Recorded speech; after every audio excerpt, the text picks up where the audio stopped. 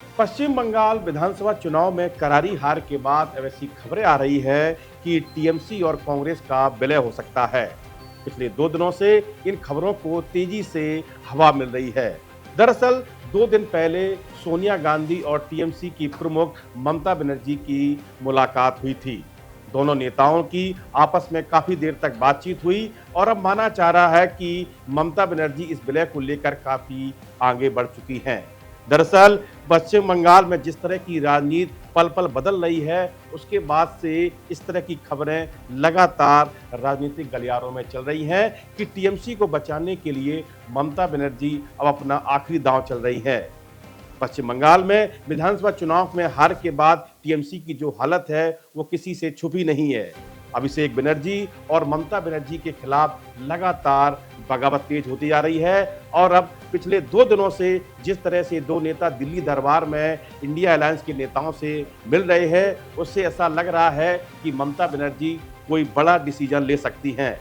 अब जिस तरह की बातें आ रही हैं कि ममता बनर्जी और सोनिया गांधी एक हो सकती हैं और दोनों के बीच में क्या बातें हुई हैं, इस पर कहना अभी तक पूरी तरह से सहना सही नहीं होगा है। लेकिन सूत्रों से जो खबरें आ रही हैं कि ममता बनर्जी और बंगाल की राजनीति में जिस तरह से नए-नए स्टेप ले रही हैं, उससे ऐसा अंदाज़ा लगाया जा रहा है कि ममता बनर्जी ने अपनी पार्टी को कांग्रेस में विलय करने का मन बना लिया है और ऐसी खबरें भी इस सूत्रों से मिली है कि कांग्रेस ममता बनर्जी को राष्ट्रीय उपाध्यक्ष बनाने की पेशकश की है और अभिषेक बनर्जी को भी राष्ट्रीय महासचिव देने का वादा किया है।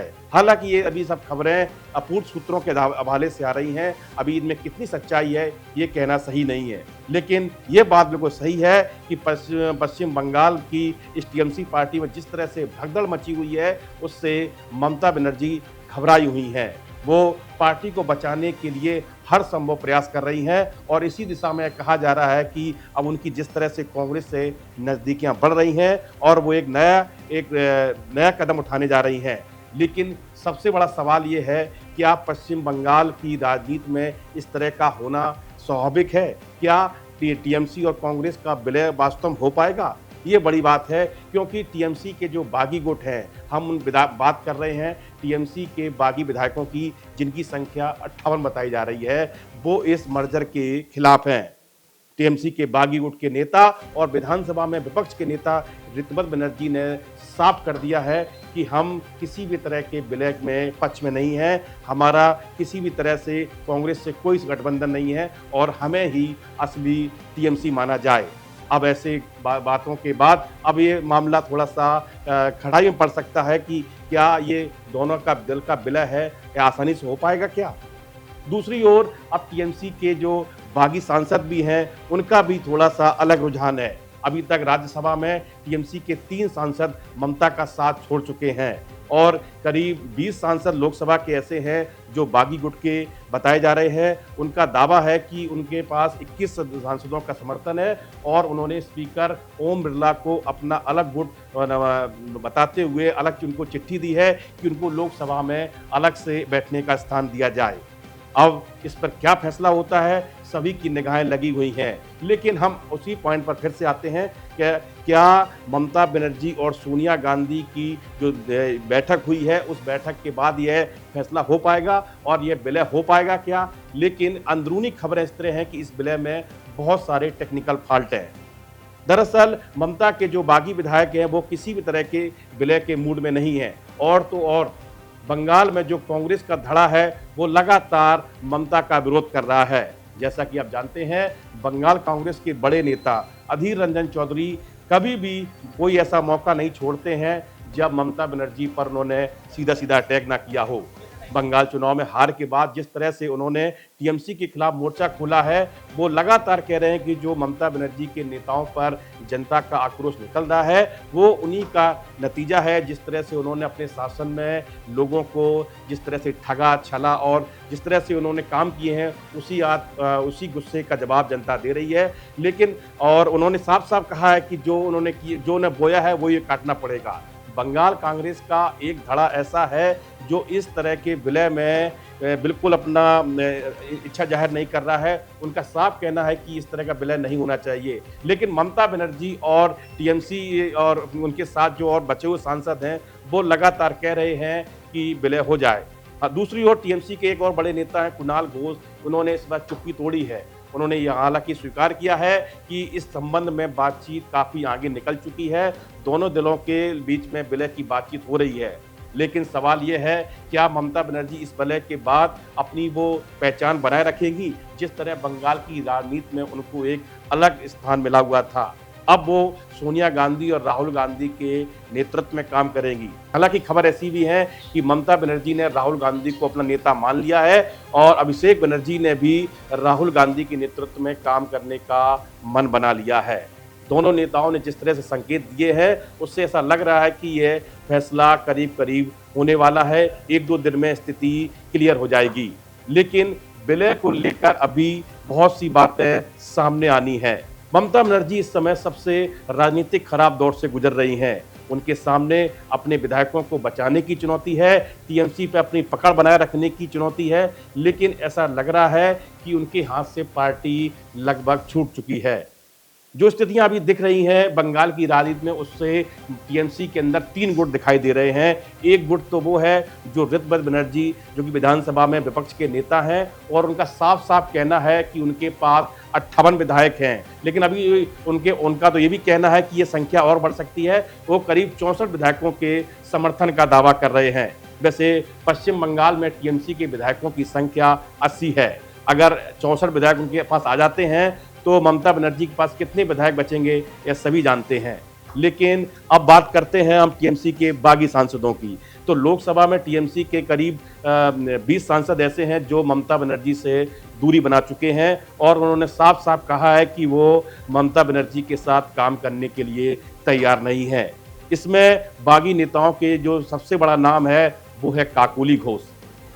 काकोली घोष ममता की बहुत करीबी सांसद रही हैं, 12 के सांसद हैं और उनका एक बड़ा राजनीतिक करियर रहा है। और ऐसा कहा जा रहा है कि उन्हीं के नेतृत्व में बागी सांसदों ने उनको अपना नेता बनाया, उनको अपना गुट नेता बनाया। उन्हीं के नेतृत्व में अब ये सांसद काम करने जा रहे हैं। और भी नाम है करीब करीब जो आते जा रहे हैं। लेकिन अब जो तीसरा गुट ऐसा भी है जो साइलेंट है, जो वेट एंड वॉच की तरह का देख रहा है किसके साथ जाएं। इनमें शत्रुघ्न सिन्हा का भी नाम है और भी कई नाम हैं।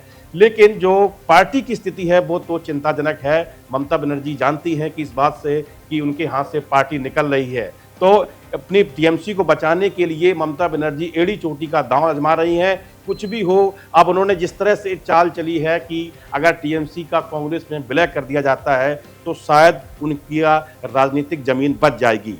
लेकिन अभी बागी सांसद इस तरह का जो हवा दे रहे हैं, उन्होंने संकेत दिए हैं कि ममता बनर्जी की यह चाल शायद सफल नहीं हो पाएगी और पश्चिम बंगाल की राजनीति में लगातार नए नए ट्विस्ट आते जा रहे हैं। दरअसल इस पूरे बंगाल की राजनीति में और जो टीएमसी जो भगदड़ मची है, उसके पीछे एक शख्स को खास तौर पर जिम्मेदार बताया जा रहा है, जो सभी नेताओं ने नाम लिया है। इन सभी नेताओं जो टीएमसी के बागी नेता हैं, उन्होंने साफ साफ कहा है कि इस टीएमसी की हालत के लिए अभिषेक बनर्जी जिम्मेदार हैं। अभी कल्याण बनर्जी ने साफ साफ कह दिया है कि वो किसी भी कीमत पर अभिषेक बनर्जी के साथ काम नहीं करेंगे। उनके साथ हम काम करने के लिए बिल्कुल तैयार नहीं है। उनका रवैया ठीक नहीं है पार्टी के प्रति, उनका अपने नेताओं के साथ बात करने का भी तरीका ठीक नहीं है। इससे पहले ऋतुव्रत बनर्जी ने भी साफ साफ कहा था कि वो ममता बनर्जी को अपना नेता मानते हैं, लेकिन अभिषेक बनर्जी से उनका कोई संबंध नहीं है। अभिषेक बनर्जी से ना पार्टी का कोई संबंध है, ना उनकी के विधानसभा के विधायकों किसी तरह कोई संबंध है। तो साफ साफ है कि पार्टी में जो बागी धड़ा है वो साफ साफ कह रहा है कि वो किसी भी कीमत पर अभिषेक बनर्जी को स्वीकार नहीं करेगा। और अभिषेक बनर्जी के खिलाफ बगावत लगातार तेज होती जा रही है। अब कल्याण बनर्जी ने भी मोर्चा खोल दिया है, तो उन्होंने तो साफ कह दिया है कि ममता बनर्जी या तो मुझे चुने या अभिषेक बनर्जी को ने। उन्होंने सीधा सीधा कह दिया है कि वो किसी भी कीमत पर अभिषेक बनर्जी को अपना नेता नहीं बनाएंगे। अब कल्याण बनर्जी का बयान ऐसे समय में आया है जब ममता बनर्जी अपनी पार्टी को बचाने की दिशा में लगातार काम कर रही हैं। हालांकि ममता बनर्जी अपने भतीजे अभिषेक बनर्जी को किसी कीमत पर नहीं छोड़ सकती हैं, सबको पता है। डायमंड हार्बर से सांसद अभिषेक बनर्जी की पार्टी पर कितनी पकड़ है यह सभी जानते हैं। लेकिन बंगाल चुनाव में जो हार मिली है उसका एक बड़ा कारण अभिषेक बनर्जी को माना जा रहा है। टीएमसी के कई नेता ऐसा कह रहे हैं, इस हार को जो मिली है उसमें कहीं ना कहीं अभिषेक बनर्जी की खराब नीतियां हैं। उनका जिस तरह से पार्टी में कब्जा बढ़ा है, उनके लोगों का दखल बढ़ा है और टीएमसी के पुराने नेताओं को अनदेखा किया गया।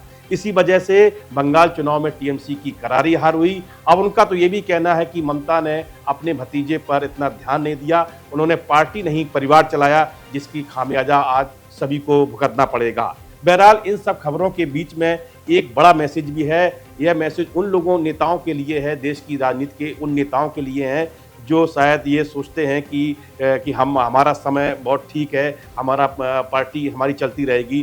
तो टीएमसी से सबक लेने की ज़रूरत है। ख़ास तौर पर वो जो परिवारवादी पार्टियां हैं, उनको ये देखने की ज़रूरत है कि कहीं विद्रोह की आग उन तक ना पहुंच पाए। और जिस तरह से हालात बन रहे हैं, उन सभी से यह देखने वाली बात होगी कि टीएमसी और कांग्रेस का विलय हो पाता है नहीं, और अगर हो पाता है तो ममता बनर्जी को कांग्रेस में क्या पोजीशन मिलती है, अभिषेक बनर्जी को क्या पोजीशन मिलती है, यह सब कुछ देखने वाली बात होगी। आपके मोबाइल पर तुरंत आएगी ब्रेकिंग न्यूज, स्क्रीन पर सबसे पहले दिखेगी बड़ी खबर, देश दुनिया की हर खबर एक जगह। अब आपके मोबाइल पर तुरंत फटाफट इंस्टॉल कीजिए न्यूज़ नेशन ऐप और रखिए खुद को अपडेट।